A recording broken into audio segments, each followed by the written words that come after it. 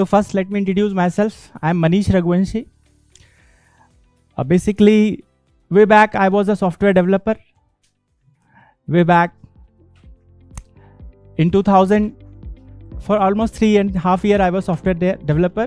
In 2000, I decided to prepare for civil services, and then after that, I have done my master's in geography, and then I prepared for civil services. I have appeared in 2 interviews for civil services, UPSC. After that, I have done my law course from Delhi University. I am company secretary also. Just एक paper बचा हुआ है, उसका देने का मुझे फुर्सत नहीं मिला. अभी कोरोना के टाइम में सब क्लासेस बंद था. So I have given my introduction, this entire thing, because I'm giving an opportunity that to ask anything regarding all these areas. Okay, mainly I am teaching geography and polity. But in the past, I have taught almost all major subjects except history. So you can ask economy related thing if you have doubt. In the class, we'll talk only about geography. But after the class, if you have any doubt, you can ask question regarding polity. My second option was political science. And as a lawyer also, I am registered. On occasion, I see cases only related to patent, copyright, trademark, etc. in Delhi High Court also. Okay, and once or twice I have seen things in Supreme Court also. Most of the time I'm teaching. Right now I'm associated mainly with Forum IAS Delhi. इस बार का जो ranker number 1 था वो भी वहीं से था. Mainly in the past they were focusing on answer writing related thing, test series, etc, etc. But in past 4-5 years they have diversified in teaching also. I have joined them just this year in March itself. Before that, for some time I was associated with Chanakya. I have taught in Rao's IAS also Delhi, and now with you people. अब prelims का syllabus देख लो. Geography का जो है वो मैंने यहाँ बता दिया है. सिलेबस क्या है? कोई सिलेबस नहीं है. India and world geography, physical, social, economic geography of India and world. They can ask anything regarding India and world. Physical, social, economic. Economic geography is something which changes frequently. Production, which is the biggest producer of petroleum, which is the biggest importer, exporter of some things. So that changes. But this physical and social geography, that do not changes easily. Culture जो है वो वही रहना है. Indic culture हमेशा वही है. ठीक, यूरोपियन कल्चर या फिर आपका नॉर्थ साउथ अमेरिका कल्चर कोई चेंज नहीं होता है. ठीक, language, what is culture? Language, religion, fooding, clothing, ये सब आपका जो चीज़ है ये सब यहाँ पे आएगा. तो फिजिकल ज्योग्राफी मोस्ट परमानेंट, कोई चेंज नहीं होना है. प्लेट टेक्टोनिक्स वगैरह. तो प्रीलिम्स में कोई सिलेबस नहीं है, कुछ भी हो सकता है. But in mains there is a fix syllabus. अभी उस पर भी जाएंगे. जरा पहले हम ट्रेंड देख लेते हैं कि ये अलग अलग सब्जेक्ट का क्या ट्रेंड है. ये I have information since 2011. Geography, polity, economy, science, tech, environment, current affair. यहाँ देखो ज्योग्राफी, और ज्योग्राफी में एनवायरनमेंट को भी मिला लो क्योंकि वो तो एक ही है बेसिकली. सो 2023 में 16 क्वेश्चंस थे ज्योग्राफी से, और एनवायरनमेंट से है 14 क्वेश्चन. कितने हो गए? 30. ठीक है, इसको याद रखना क्योंकि अभी हम प्रीलिम्स कैसे क्रैक करेंगे वो थोड़ा सा मैं फॉर्मूला बताऊंगा. फिर 22 में 14 है, सॉरी ये यहाँ पे 16 है. यहाँ पे रेशो ऑलमोस्ट फिक्स है. ये 2021 में 10-10 है. यहाँ पे 9, 10, 7, 16. यहाँ देखो ऑलमोस्ट आप ये एक्सपेक्ट कर सकते हो कि 12-13 क्वेश्चन तो हैं यहाँ पे. ओके, ये पूरा सेकंड वाला जो कॉलम है, 12 और 13 question you can expect in prelims from geography. And environment, the mean may be around 14 question. Look here, in some year they have asked 18 question also. So around 13-14 from environment also. So around 28 to 30 question may be coming from geography itself in prelims. So very important subject. Okay, बाकी भी आप देख लीजिए यहाँ slide से. Economy में भी आपकी लगभग अराउंड 16-17 एवरेज मान के चलना चाहिए. देखो हम सारे सब्जेक्ट को बराबर टाइम नहीं दे सकते. Okay, there are many subject in general studies, history, geography, polity, then IR, science tech. Okay, suppose you have studied commerce, you might not be good here in science, physics, chemistry, biology. So we cannot give, suppose we have 12 months. We cannot divide the entire 12-month period in all subjects. Okay, we have to divide the very time in proportion with the marks.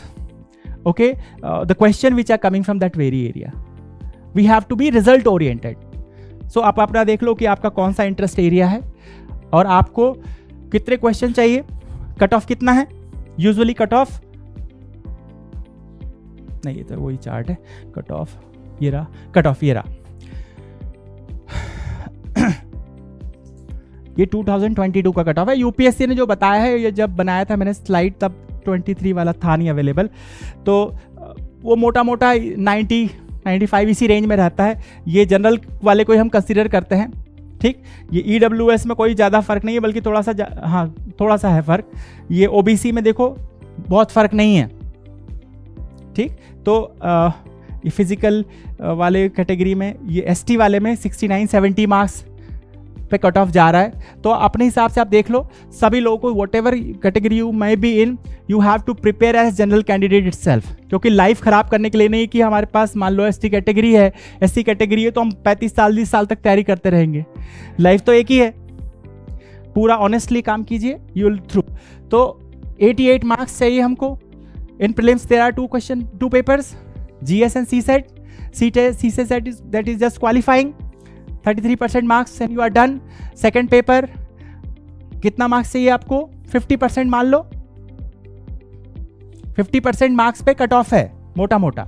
ठीक, so out of 100 if correct 50 questions are being done, okay, 50-55 question, so you are through.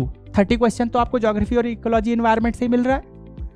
And यहाँ पे आओ, history को इसको और अगर fragment करें हम, तो इसमें मॉडर्न, मिडिवल, एंशिएंट, तो इन तीनों को देखेंगे तो ये 14 क्वेश्चन में से around 8-9 question will be from modern India. So you have to more focus on modern India, read more books for modern India, may be 1 or 2, and solve more MCQ for this very topics.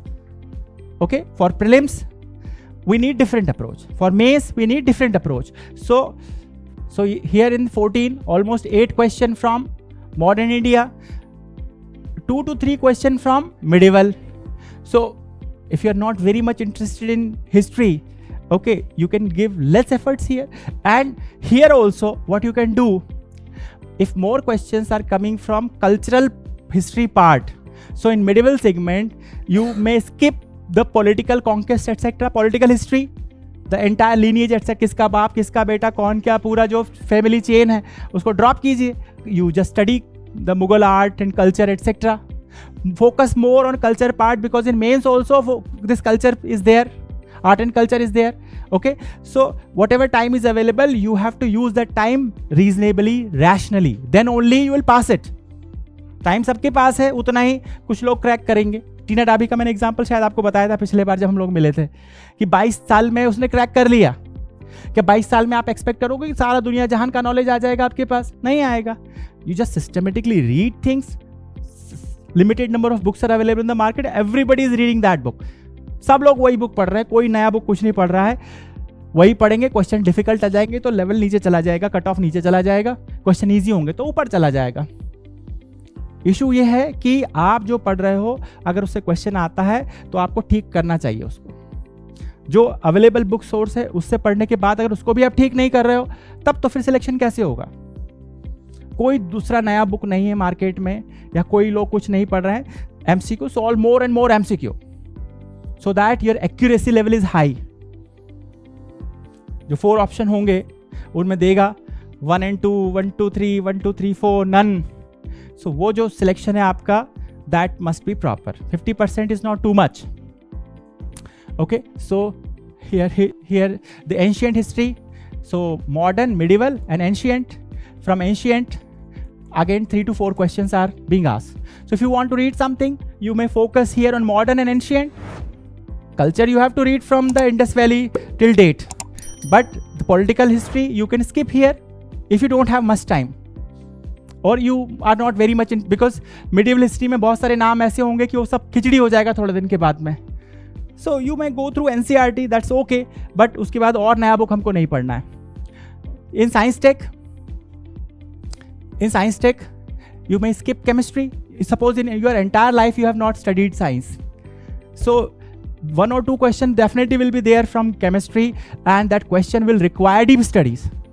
So some questions are very deep, so you may skip that very part from chemistry. Focus more on physics because more questions are being asked. Biology also, okay, biology में question आ रहा है, so physics biology maybe you may go through with that. So you have to leave some area and you have to ponder more over some area. That's how you can make your strategy. Each one of you have some limitation कि आपको नहीं बनना है, उसमें से भूल जाते हो, बार बार करने के बाद भूल जाते हो, उसको छोड़ो, किसी दूसरे में टाइम लगाओ. ओके. इकोनॉमी, यहाँ क्या प्रॉब्लम है? यहाँ भी प्रॉब्लम है. आप जहां से पढ़ रहे हो क्वेश्चन वहां से आ ही नहीं रहा है. ओके, क्वेश्चन कहां से आ रहा है? Question they are asking directly from economic survey. Question they are asking directly from the various reports which are being published by the government. So आप क्या सारी रिपोर्ट पढ़ लें? नहीं पढ़ना है. पिछले बार भी मैंने शायद बताया होगा आपको, या पिछले बार हम लोग के पास टाइम नहीं था ज़्यादा, क्योंकि और भी कुछ लोग जो यहाँ क्लास में नहीं होंगे, तो मैं फिर से रिपीट करता हूँ. You have to go through the original economic survey. What? Original economic survey, not any summary of that. In the first round you may read summary, but in the second round you have to follow the original economic survey itself. और economic survey में भी सारा नहीं पढ़ना है. In economic survey you have to at least go through the boxes in entirety. देखा किसी ने इकोनॉमिक सर्वे? डाउनलोड किया, फ्री में होता है, अवेलेबल है. जो आपकी फिनमिन मतलब फाइनेंस मिनिस्ट्री की वेबसाइट है. You can download economic survey from that website. Hard copies are also available, so just download that. And उसमें आपको हर दूसरे चौथे पेज पे एक ऊपर हेडिंग होगी बॉक्स 1, बॉक्स 2, बॉक्स 1.1, 1.2, इस तरीके से कुछ नंबरिंग मिलेगी. बॉक्स वो कुछ कलर भी कर देते हैं उसको, जैसे पूरा economic survey black and white है, उस पेज पे येलो कर दिया कलर, ब्लैक कर, कुछ मतलब कि रेडिश, कुछ चेंज करेंगे कलर. उसमें जितना कंटेंट है आपको बहुत अच्छे से पढ़ना है. क्वेश्चन आता है वहां से. What people usually do, they purchase summary of economic survey. और समरी में अगर एक पेज पे उन्होंने जो नोट्स बनाया है, उन्होंने इकोनॉमिक सर्वे जो लिखा है, उसमें उन्होंने let's say 250 words they have written, 250 words. And in your magazines etcetera, if they are making a summary of that 250 words, 250 words into 50-60 words, they might be skipping some important information from that very box, from that very statements. And what UPSC does, वो जो बहुत सारे statement लिखे हुए ना वहाँ पे, उसमें से लाइन बाय लाइन उतार देगा. और जब लाइन बाय लाइन अगर 4 लाइन वहाँ से उतार लिया कहीं से, और जब आप क्वेश्चन पढ़ते हो तो उसमें होता है 1 and 2, 1 2 3, 1 2 3 4. तो अगर वो जो उसने समरी बनाया है उसने कुछ चीज़ स्किप कर दिया है, या उसका लैंग्वेज सही से नहीं पकड़ पाया, तो आपसे नहीं बनेगा. So at least boxes, all the boxes, you won't get more than 15-16 boxes in the entire economic survey. At least boxes must be read thoroughly. Question उससे हर साल आता है. एक और होता है ईयरबुक इंडिया, इतना मोटा सा होता है, इंडिया 2022-23 ऐसे आता है, पब्लिकेशन डिवीजन का. सुना? You heard about that? That is also very important.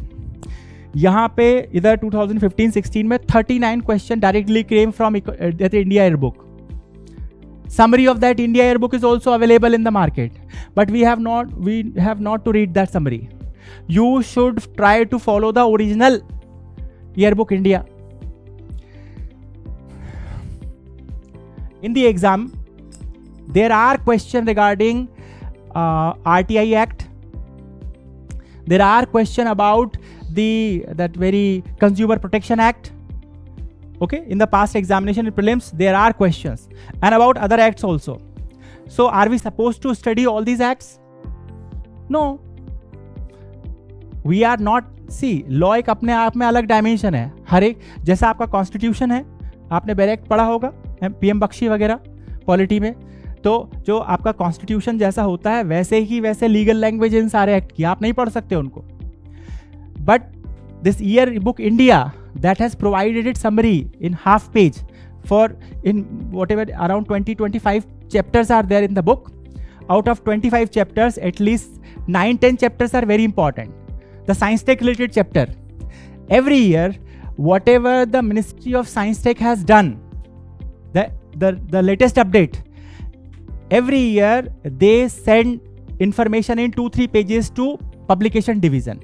This yearbook India is published by publication division, which is belong to government of India.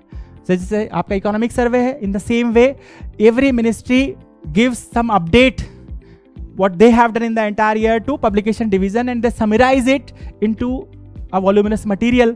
So जो नया नया बहुत कुछ पूछ रहा है, आप दुनिया जहान की चीज पढ़ रहे हो, गवर्नमेंट आपसे चाहती है you read the content which is being published by government of India also, because in future once you are an officer, whether you will every year, every month you will purchase these very books being published by maybe Reliable or Drashti IAS or some other publication institution. No, you have to go through the very original yearbook being published by ministry.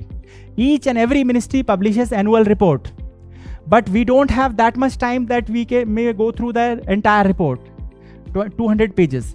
So what we have to do, the ministry is sending latest update in 1 or 2 page to publication division and that is being included in this India yearbook. So if you have time, जिनका 25 में था, मैंने आपसे कहा था कि अगर आपका 2025 में अपीयरेंस है, you have to read yearbook India. There is no alternative to that.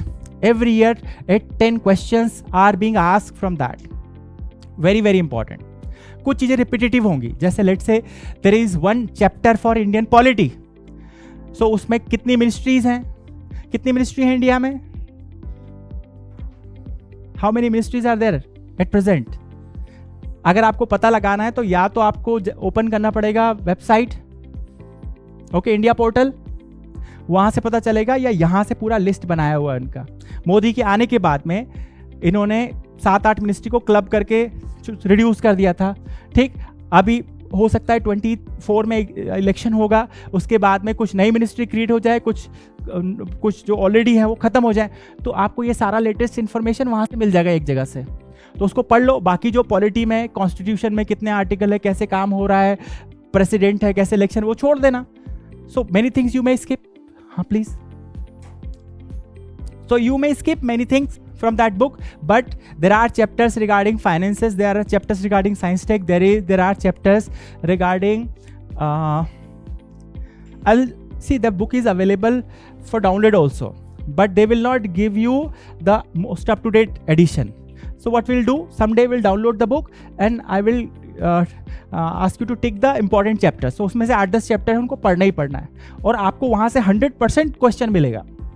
लेकिन आप पढ़ते हो कहाँ से पढ़ रहे हो इतना?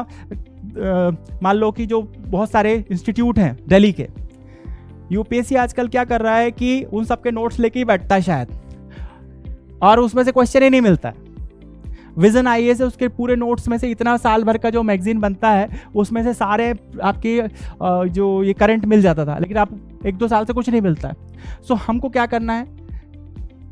Follow some regular monthly magazine for current affairs. If question is coming from that, that's okay. So otherwise जो हमारा standard process है, we are following that. From economic survey you will get this economy related question here. From India yearbook, the finance related chapters, you will get questions. So that's very very important, most up to date. आप कहीं का Forbes का report पढ़ लो, उससे क्या फ़ायदा है अगर क्वेश्चन ही नहीं आ रहा है? तो जहाँ से क्वेश्चन आ रहा है, जो भी इंटरव्यू आप देखते हो उस पर कोशिश करो कि उससे कि लेटेस्ट कौन सी चीज़ कहाँ से आई, आप प्रीवियस क्वेश्चन से मिलाने की कोशिश करो कि क्या वो पढ़ा था उसने और कहाँ से उसको मिला. So these are the essential thing. Okay, science tech में भी वो जो चैप्टर्स है ईयर बुक में कि क्या नया नया रिसर्च हमारे यहाँ हुआ है, वहाँ मिलेगा आपको. अभी फैब टेक्नोलॉजी को लेकर नया नया जो कुछ भी हो रहा है, हमें क्या पता क्या चल रहा है, वहाँ से आपको मिल जाएगा जो कुछ भी होगा latest update. In some cases what happens, once और ट्वाइस आई हैव सीन कि जो ये रिपोर्ट भेजते हैं पब्लिकेशन डिवीजन को, वो 1-2 पेज की वो उन वेबसाइट पे भी अवेलेबल रहता है. ऐसा भी, suppose you have purchase year book India 2022, next year there will be one more India year book, a voluminous one. So क्या हर साल नया खरीदना चाहिए? तो हर साल नया खरीदने की ज़रूरत नहीं है. वो ज़्यादातर केस में वो 1-2 पेज का जो रिपोर्ट है वो वेबसाइट पे वो लोग डाल भी देते हैं. चेक करना है इसको. मिनिस्ट्री ऑफ जो आपकी इन्वायरमेंट है या पोस्ट, जो डिपार्टमेंट ऑफ पोस्ट है, टेलीकम्युनिकेशन है, ये अपनी वेबसाइट पे भी इनके मिल जाती है 1-2 पेज की रिपोर्ट. आप उसको डाउनलोड करके उसको अपडेट कर लो नेक्स्ट ईयर में. ठीक है. सो चलो आगे चलते हैं. So here is the chart. History, geography, polity, economy, these are the core areas. If you are going through that properly, for geography at least around 8 to 10,000 MCQ you have to solve. 8 to 10,000 MCQs, so that whatever question they are asking in the examination you opted correctly. हो जाएगा. And you have to mainly rely on previous year questions of UPSC and state PCS. Don't go after private publications. You getting my point? Previous year questions paper you have to solve. And you have not to rely on the answers given at the back of each of this question paper. ये मैंने आपको तब भी बोला होगा. What we do? We purchase previous year question paper, and once we have solved it, we see the answers from the back side. Are you sure that the answer given at the back they are correct? In many cases, they might not be correct. I myself have seen Pratyukta Darpan or Civil Services Chronicle after prelims. In the very next month, they will publish the question paper along with the answer. And around 20 to 25% answers are incorrect. So for big publications like this Pratyukta Darpan and Chronicle, if for them also it is not possible, so in private publication there are chances that at least 8 to 10% answers might not be, or even 5% answers are not correct, and you are just mugging it up from the very booklet and you are just reproducing it in the question paper, और वो वहाँ पे वैसे ही टिक लगा रहे हो तो गलत हो जाएगा. What you have to do? Read from the book. Suppose you have studied geography. Physical geography is done. We have to start with Indian geography. I was told to start with the Indian geography. So I'm expecting that Tiwari sir came here for what he has taught. Climatology only. Other physical geography related things not covered yet. Okay, so let's say climatology is done. Okay, so if climatology is done, from whichever book you have studied climatology related topics, when you are solving MCQ, if you are stuck somewhere, open your book and try to, or notes, and try to find out the answer. Okay, don't get into the Google thing. First read from your book. Okay, if any problem, discuss with your friend. Even then problem, then ask with your teacher. Discuss the issue with your teacher. कई बार ऐसा होता है कि हमको हम जहाँ तहाँ से गलत सलत इन्फॉर्मेशन, क्वेश्चन रिपीट होते हैं. क्लाइमेटोलॉजी, मॉनसून या जो भी आपके टॉपिक हैं, इन सब पे जो हर साल क्या नया बन जाता है? No, theories are the very same. Whether in last 50 year geography has got change, physical geography? No, not much. एक आध टॉपिक प्लेट टेक्टोनिक ऐड हुआ है तो उसमें कोई चेंज नहीं होता है. Most of the things are fixed. Except economic geography, most of the things are fixed. Every year they are asking new question. They are asking question with a different perspective. In the last year, if the vantage point was this year the vantage point is this. From this very angle they are asking question. If your concepts are clear, you are in a position to answer that.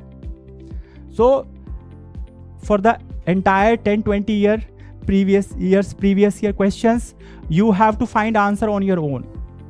And you must be convinced with whatever you have found, otherwise discuss with your teacher. अगर ऐसा prelims से आपने कर लिया तो आपका कभी prelims नहीं रुकेगा. होता क्या है, आप उल्टे सीधे आंसर मगअप कर लेते हो और आपके हिसाब से तो कहते हो सर इस बार तो 62 करेक्ट है, मेरा सिलेक्शन होगा ही, रोल नंबर गायब है लेकिन रिजल्ट में. Because whatever 62 you have put in, that is according to you, that is not according to UPSC. If आपने जो भी किया है उसके बाद वो 62 आंसर आया और यूपीएससी का नहीं मिल रहा है. कई बार ऐसा होता है that UPSC might be giving incorrect answer. वो जो आंसर शीट निकालता है उसमें आप क्लेम कर सकते हो कि ये क्वेश्चन आपने गलत जो है इसको वो किया है, फिर वो करेक्ट भी करते हैं. ऐसा भी होता है, कई स्टेट पीसीएस में होता है. सो जो मैंने अभी लास्ट में बोला point, that is very very important. Never ever rely on the answers already given by the private publishers. दृष्टि का जो ठीक ठाक है, दृष्टि पब्लिकेशन के जो चीज़ अभी आई है मटेरियल, रिसेंटली मैंने जो इकोलॉजी इन्वायरमेंट जो पढ़ाया था तो वहाँ मैंने क्वेश्चंस देखे थे. आंसर्स मतलब बहुत रेयर केसेस में एक आध जगह कुछ ऐसा डाउट वगैरह ज़्यादा ठीक है, बट अरिहंत बहुत सारे प्रॉब्लम है, कई बार आंसर ही गलत हैं और पीछे एक्सप्लेनेशन भी लिख देंगे. सबसे बड़ा टेंशन तो ये है, they will give explanation also from here and there. They will try to explain that in this manner this is the correct answer.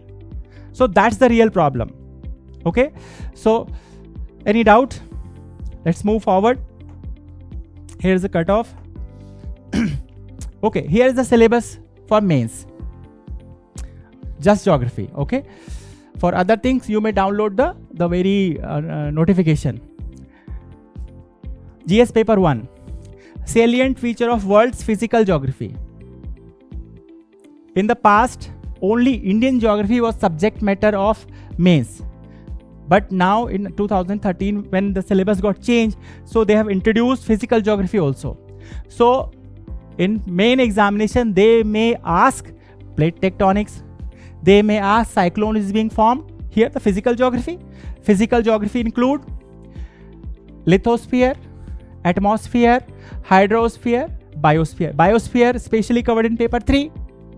Okay, so वो वहाँ पे जो आपके pollution etcetera that may be covered in paper 3, but technically it is scope is there to be asked here in this point also. Then next point mentioned is distribution of की natural resources across the world.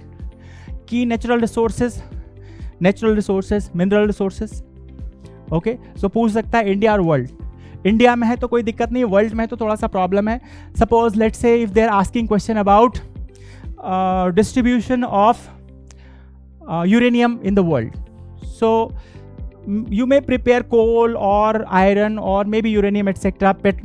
That petroleum also. But apart from that, if they are asking question about explain the distribution of copper, so it won't be easy. You have to draw a map. You have to give many locations where copper is being produced. So here whatever information is given in NCERT for mains answer writing will use NCERT.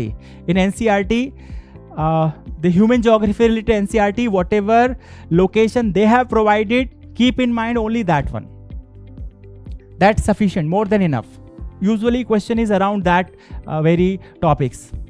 आपसे expect नहीं करेंगे कि आप मोटी मोटी voluminous material books वगैरह खोल के या गूगल से डाउनलोड करके सारी, वहाँ पे कम से कम at least 500 mines are there for copper in if you open Google Wikipedia. Can you keep in mind all the 500 mines for copper, for aluminium, for iron, for uranium? No, it's not easy, very difficult. So whatever information is given in NCERT, they are the most important mines. So हमको वो ध्यान रखना है. NCERT, 4 NCERT books, 4 NCERT,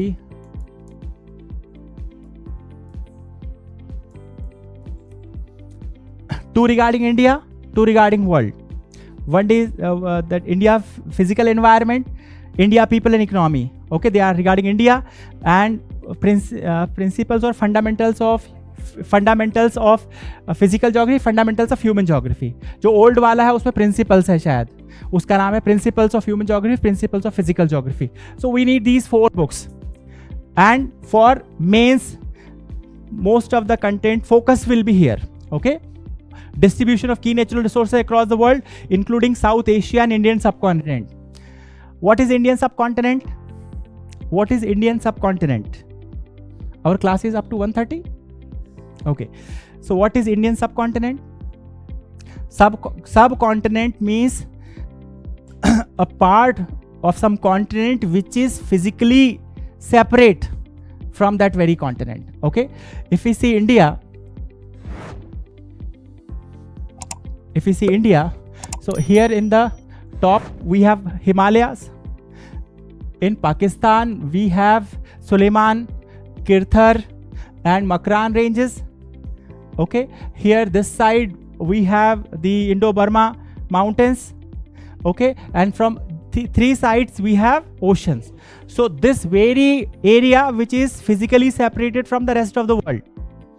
okay और इसमें पाकिस्तान भी है, India भी है, नेपाल, भूटान, बांग्लादेश, नीचे श्रीलंका, तो ये म्यांमार नहीं है, ये म्यांमार इंडो बर्मा एटलस का शायद आपको मैसेज आया था क्या?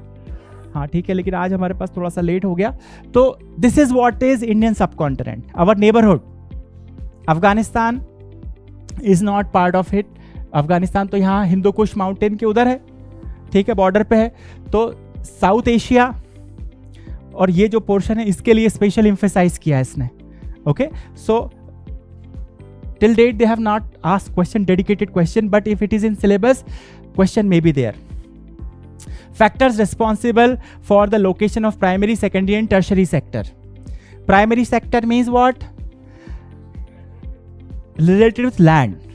Any sector which is related with land and which is being done since time immemorial and no special technology is required for that. जैसे एग्रीकल्चर, जैसे एनिमल हस्बेंड्री, जैसे fishing, जैसे logging, all these activities are being done since time immoral. Indus valley में भी वो लोग fishing करते थे. Logging, metal processing, Indus Valley is Chalcolithic civilization, so metal is being processed. So all these activities are primary. Primary means related with land.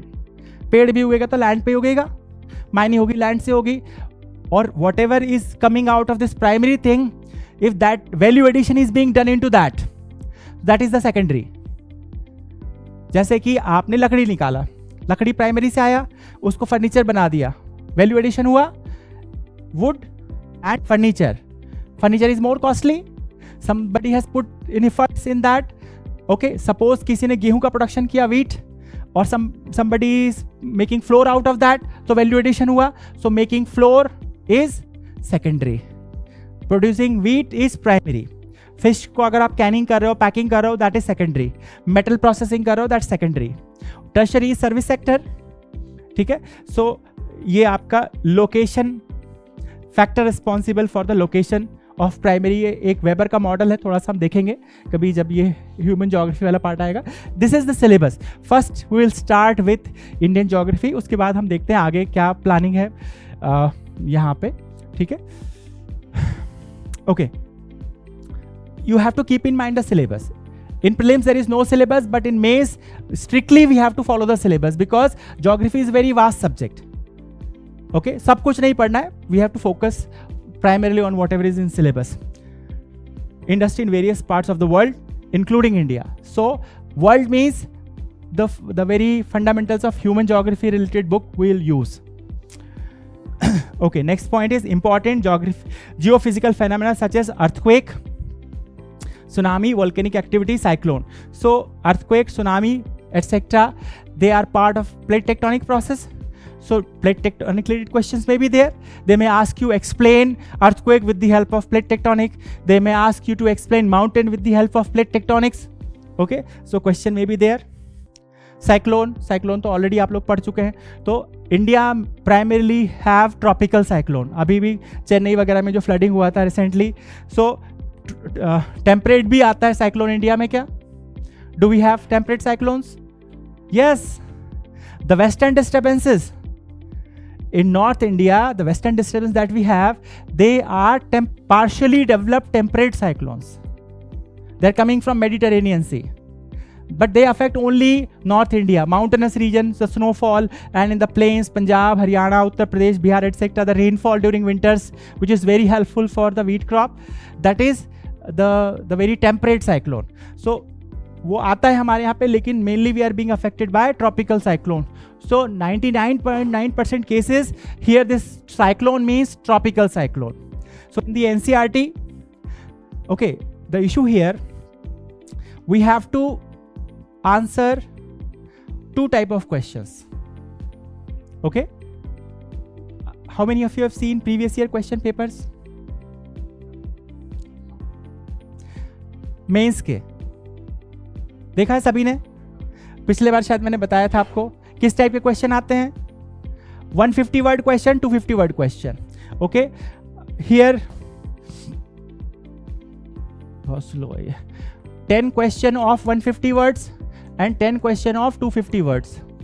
Total ये 4500 words हो गया. 4000 words in 3 hours.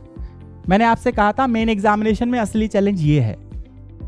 Prelims का असली challenge ये है कि आपको subject decide करना है कि कितने सब्जेक्ट पे आपको कौन कौन सब्जेक्ट पे मास्टरी करना है. सब पे नहीं कर सकते. सारा हिस्ट्री, सारा ज्योग्राफी, सारा पॉलिटी एमसीक्यू के पॉइंट ऑफ व्यू से आप नहीं कर सकते. एमसीक्यू में घुमा फिराए कहीं ना कहीं फंसा लेगा आपको. किसका बाप बेटा इधर उधर, कौन सा कॉन्क्वेस्ट, उसके टाइम पे कौन सा मॉन्यूमेंट बना, कहीं ना कहीं 4 ऑप्शन में एक में फंसी जाओगे. जब तक चारों क्लियर नहीं है तब तक आंसर तो गलत ही है. और आजकल 1-2 साल से तो नन ऑफ द अबव वाला भी शुरू हो गया है. ठीक, तो ये दिक्कत है. तो प्रीलिम्स में कुछ पे फोकस करो. Modern history, geography, environment, ecology, okay, and polity, ये कमांड कर लो बढ़िया से. 1-2 बुक से पढ़ लो. एक बुक को मेन रखो, बाकी कहीं से डाउट वाउट इधर उधर से आपको दूसरे देखना पड़ेगा. And solve many questions. MCQ for polity, MCQ use bare act. For polity MCQ use bare act. समझते हैं बेयर एक्ट मतलब ओरिजिनल कॉन्स्टिट्यूशन. एक तो कॉन्स्टिट्यूशन वो है जो आपने पढ़ा लक्ष्मीकांत में, और एक तो कॉन्स्टिट्यूशन वो है जो ओरिजिनल बना था. ठीक, हमारे जो कॉन्स्टिट्यूंट असेंबली ने बनाया था, and after that as updated. Okay, उसको पढ़ने का जरूरत है हमको. मैं बताता हूं एक क्वेश्चन से. एक क्वेश्चन एकदम आसान सा क्वेश्चन है.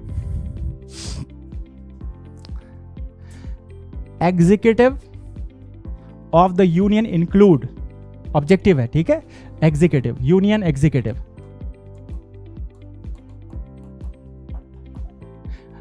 ऑप्शन नंबर 1 है पीएम. ऑप्शन नंबर 2 है council of minister. Option number 3 है प्रेसिडेंट. ऑप्शन नंबर 4 है वाइस प्रेसिडेंट. और एक और ले लो, अटॉर्नी जनरल. बताओ अब क्या ऑप्शन है? ऑप्शन है, मैं बता देता हूं. Number 1 only one. Option number 2 है 1 and 2. ऑप्शन नंबर है 1, 2, 3. ऑप्शन नंबर 4 है ऑल. पॉलिटी पढ़ लिया क्या आप लोगों ने? कुछ लोगों ने पढ़ा है क्या? हाँ, जो पढ़ा है, जो आप, बहुत सारे लोगों का पॉलिटिकल साइंस ऑप्शनल है. ठीक, तो अब आप देख के बताओ इसको. देखो, मेंस का आंसर अलग हो सकता है, प्रीलिम्स का आंसर अलग हो सकता है. In mains when we are writing executive, union executive normally means prime minister and council of minister, government. But अगर हम एमसीक्यू देखें उस पॉइंट ऑफ व्यू से, आंसर इज ऑल. ठीक, हमारे पास एक चैप्टर नंबर 5 आपका पार्ट 5 है कॉन्स्टिट्यूशन में, उसका नाम है यूनियन. कॉन्स्टिट्यूशन का अगर आप बुक देखोगे, ये आपको लक्ष्मीकांत में नहीं मिलेगा इस तरीके से. वो बेयर एक्ट में मिलेगा, जहां पे सारा चीज छोटे छोटे उस पर लिखा हुआ है. ठीक, तो वहां वो पहला ही चैप्टर है उसमें, जो पार्ट 5 है उसमें पहला ही चैप्टर है, उसका नाम है एग्जीक्यूटिव. ठीक, उस एग्जीक्यूटिव के अंदर जितने भी हेड बनाए हैं, there all answer of this very question. So ये गलती होती है. आप कहोगे मैंने तो ठीक लगाया था, लेकिन ये ठीक तभी होगा जब आप उस चैप्टर में जितने हैं, प्रीलिम्स में आपको इस तरीके से चूज करना पड़ेगा. Getting my point? So Laxmikanth का आता है, लक्ष्मीकांत कह रहे हैं इसका, पीएम बख्शी का पतला सा आता है. एमसीक्यू जब पॉलिटी के सॉल्व करोगे तो वहां से देखना, वहां से उसमें से देखोगे, इजीली मिल जाएगा. लक्ष्मीकांत ने तो चैप्टर बना दिया उसने. एक ये पीएम के लिए पूरा एक चैप्टर बना डाला, वाइस प्रेसिडेंट के लिए एक चैप्टर बना डाला. अब हमको समझना है कि ये सारे हैं या नहीं. तो एक छोटे से उसमें अगर आप जो ओरिजिनल कॉन्स्टिट्यूशन है उसका इंडेक्स भी डाउनलोड कर लोगे तो उससे भी ये पता चल जाएगा. उसका इंडेक्स भी अगर आपके पास 4 पेज का जो इंडेक्स होता है ना शुरू में कि कौन कौन से कंटेंट वाला, उससे भी पता चल जाएगा। तो ऐसे सॉल्व करना, ठीक है। ठीक है, तो आगे देख लेते हैं इसको। Geographical features and their locational changes in critical geographical features including water bodies and ice caps and flora and fauna and the effect of such changes. Okay, तो ये environment वाला चीज है कुछ, ठीक है। So this is what is the main syllabus. अब हमारे पास में यहाँ पे salient feature of world's physical geography जो दिया है, इसमें वर्ल्ड में इंडिया आता है कि नहीं आता है? आता है। So whether there is a scope for a question like how the Himalayas were formed. Yes, we have scope here. So question may be asked. Okay, physical geography में how Indian monsoon works, that question may be asked here. So Indian geography यहाँ भी है, prelims में भी है, और हमारे पास यहाँ भी इसमें है। फिर यहाँ पे भी जो सब इंडियन सब कॉन्टिनेंट वाली बात कर रहा है रिसोर्सेस वगैरह में, तो रिसोर्सेस में एग्रीकल्चर रिसोर्सेस आएंगे क्या? बिल्कुल आएंगे। एग्रीकल्चर पे क्वेश्चन हो सकता है, ग्रीन रिवोल्यूशन पे हो सकता है। तो हम अब जब इंडिया शुरू कर रहे हैं तो वहाँ पे हम चीज़ें जिस तरीके से करेंगे, मैं आपको प्रीलिम्स में बताता रहूँगा कि प्रीलिम्स में तो कुछ भी आ सकता है।